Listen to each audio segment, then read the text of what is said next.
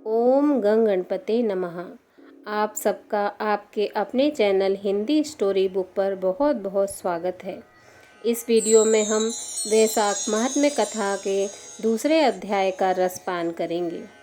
नारद जी के श्रीमुख से वैशाख मास की श्रेष्ठता और उसमें जल, छत्र, पादुका और अन्न आदि दानों की महिमा सुनकर राजा अम्बरीश बहुत प्रसन्न हुए। वे हाथ जोड़ते हुए नारद जी से बोले, हे मुनि श्रेष्ठ, यदि माधव मास सबसे श्रेष्ठ और भगवान लक्ष्मीपति को अधिक प्रिय है तो उस समय स्नान करने की क्या विधि है और इस मास में किस वस्तु का दान, कौन सी तपस्या तथा किस देवता का पूजन करना चाहिए, कृपया सब मुझसे कहें। नारद मुनि बोले, हे राजन, मैं तुम्हें सबसे पहले दान करने योग्य चीज़ों की व्याख्या करता हूँ, क्योंकि शुभ कर्म बढ़ाने का सबसे आसान उपाय है सुपात्र को दान करना। वैशाख मास में जो मनुष्य ब्राह्मण को पलंग दान करता है, ब्राह्मण को उस पर सुख से सुलाकर ठंडी ठंडी हवा करता है, तो उस मनुष्य का शरीर निरोगी रहता है। नारद जी कहते हैं, वैशाख मास में धूप से तपे और थके मांदे ब्राह्मणों को श्रमनाशक सुखद पलंग देकर मनुष्य कभी जन्म मृत्यु आदि के कलेशों से कष्ट नहीं पाता। उस पलंग पर ब्राह्मण शयन करने से जीवन भर के जाने अनजाने किए हुए पाप नष्ट हो जाते हैं। जो मनुष्य वैशाख मास में तकिए का दान करता है, वो सातों जन्मों तक सुख भोगता है, फिर अपने 7 कुलों को लेकर मोक्ष को प्राप्त करता है।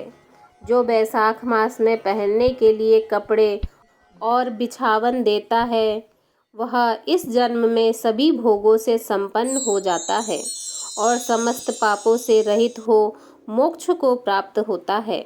हे राजेंद्र, जो मनुष्य वैशाख मास में सया दान करे, वह इसी जन्म में सभी सुखों को भोगता है।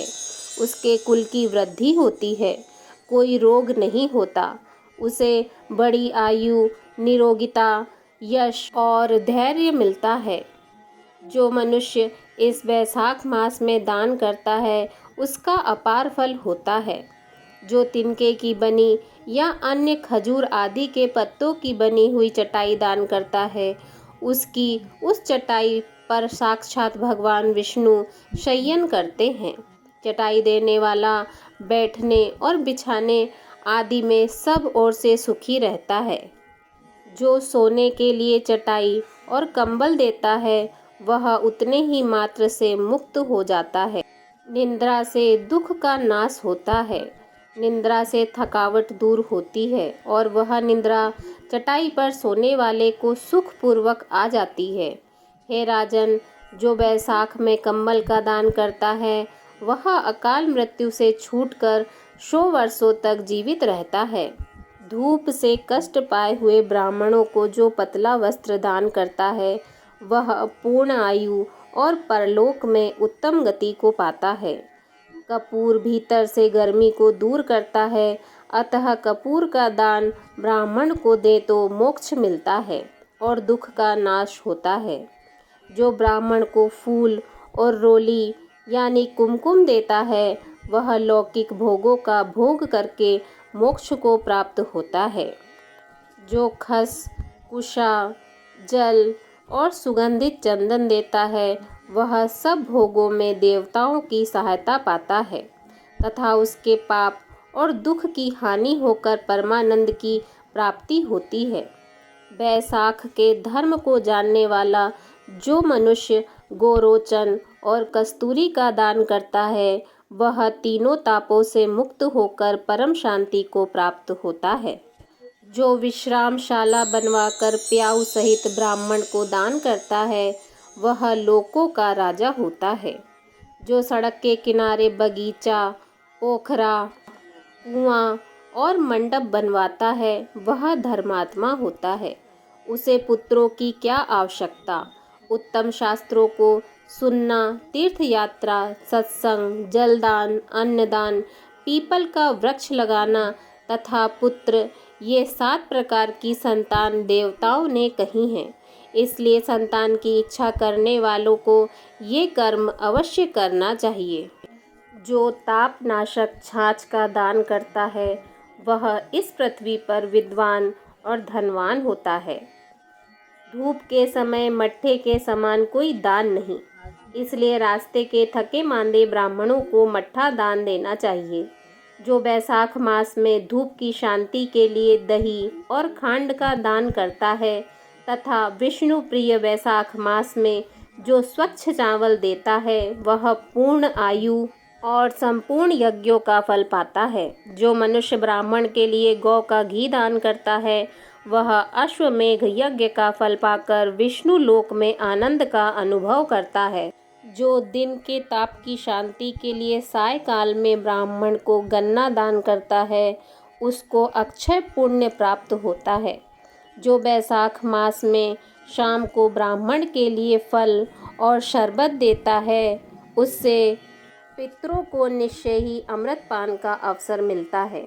जो बैसाख के महीने में पके हुए आम के फल के साथ शरबत देता है उसके सारे पाप निश्चय ही नष्ट हो जाते हैं। जो बैसाख की अमावस्या को पितरों के उद्देश्य से कस्तूरी, कपूर, बेला और खस आदि से बना शरबत से भरा हुआ घड़ा दान करता है वह 96 श्राद्ध करने का पुण्य पाता है। इतना कहकर नारद मुनि कुछ क्षण रुककर पुनः बोले, हे राजन, अब मैं तुम्हें वैशाख स्नान की विधि बताता हूँ, ध्यानपूर्वक सुनो।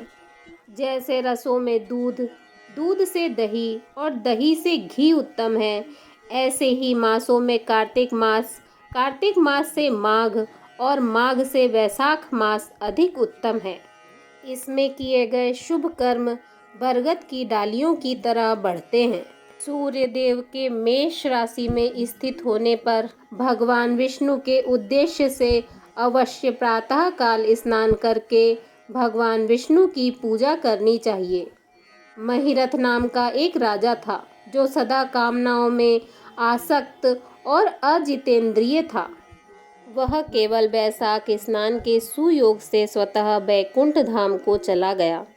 बैसाख मास के देवता भगवान मधुसूदन हैं, अतएव वह सफल मास है।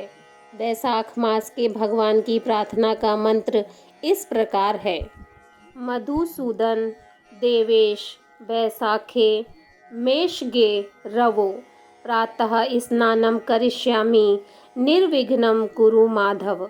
अर्थात, हे मधुसूदन, हे देवेश्वर माधव, मैं मेष राशि में सूर्य के स्थित होने पर वैशाख मास में प्रातः स्नान करूँगा। आप इसे निर्विघ्न पूर्ण कीजिए। इसके बाद इस मंत्र को बोलते हुए अर्घ्य प्रदान करना चाहिए। बैसाखे मेषगे भानो प्रातः स्नान परायणः अर्घ्य ते अहम प्रदश्यामि ग्रहण मधुसूदन। अर्थात, सूर्य के मेष राशि पर स्थित रहते हुए वैशाख मास में प्रातः स्नान के नियम में संलग्न होकर मैं आपको अर्घ्य देता हूँ। हे मधुसूदन, इसे ग्रहण कीजिए। गंगा आदि नदी, सभी तीर्थ, सब जलाशय मेरे दिए हुए अर्घ्य को प्रसन्नता से ग्रहण करो और मुझ पर प्रसन्न होकर यथोचित फल दीजिए। इस प्रकार अर्घ्य देकर स्नान करें। फिर वस्त्रों को पहनकर संध्या तर्पण आदि सब कर्मों को पूरा करके बैसाख मास में विकसित होने वाले पुष्पों से भगवान विष्णु जी की पूजा करें। उसके बाद भगवान विष्णु की बैसाख मास के महात्म्य की कथा सुनें। ऐसा करने से कोटि जन्मों के पापों से मुक्त होकर मनुष्य मोक्ष को प्राप्त होता है। जो बैसाख मास में तुलसी दल से भगवान विष्णु जी की पूजा करता है वह भगवान विष्णु जी की सायुज्य मुक्ति को पाता है।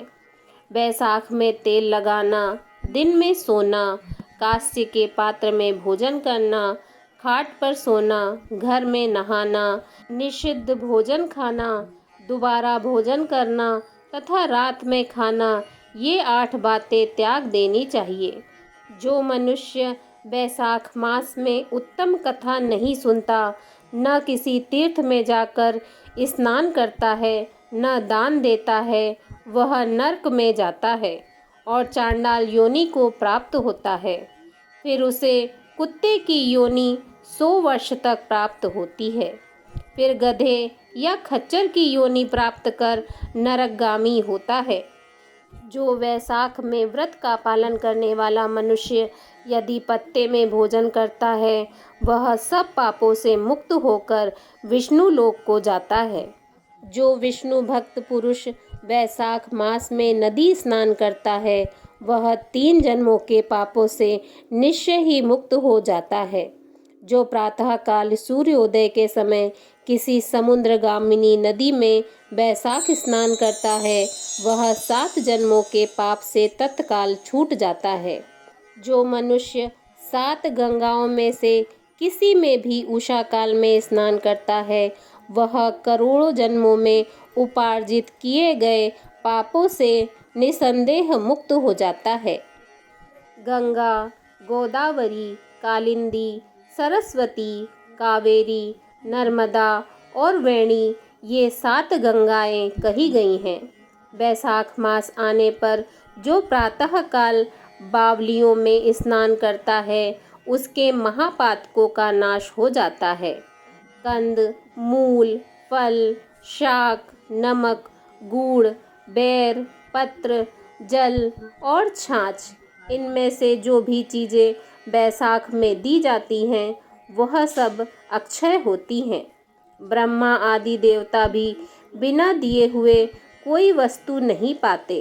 दान न करने से दरिद्रता आती है। अतः सुख की इच्छा रखने वाले पुरुष को वैशाख मास में अवश्य दान करना चाहिए। जो कोई धन संपन्न न हो, दरिद्री हो या पराधीन हो, उसे जो वस्तु मिल जाए वही ब्राह्मण को दान दे। जैसे कोई बड़ा मकान अच्छा, सुंदर और सब सामग्रियों से सजा हो, मगर उस पर छत न हो तो वह मकान शोभा नहीं पाता। जैसे दया न होने पर सब गुण बेकार हैं। जैसे बढ़िया भोजन बिना नमक के स्वाद नहीं लगता। जैसे कोई कुरूपवती स्त्री श्रृंगार होने पर भी अच्छी नहीं लगती, ऐसे ही वैशाख मास में दान, धर्म, कर्म या स्नान आदि नहीं करता, उसका किया सब व्यर्थ है। वैशाख मास में तीर्थ यात्रा, जप, यज्ञ, दान और होम आदि का फल मनुष्य को कई गुना अधिक होकर मिलता है और तुरंत फल मिलता है। भगवान मधुसूदन इस माह के देव हैं। जिसने किसी प्रकार भी वैशाख मास में भगवान मधुसूदन का पूजन नहीं किया, वह मूढ़ बुद्धि शुकर की योनि पाता है।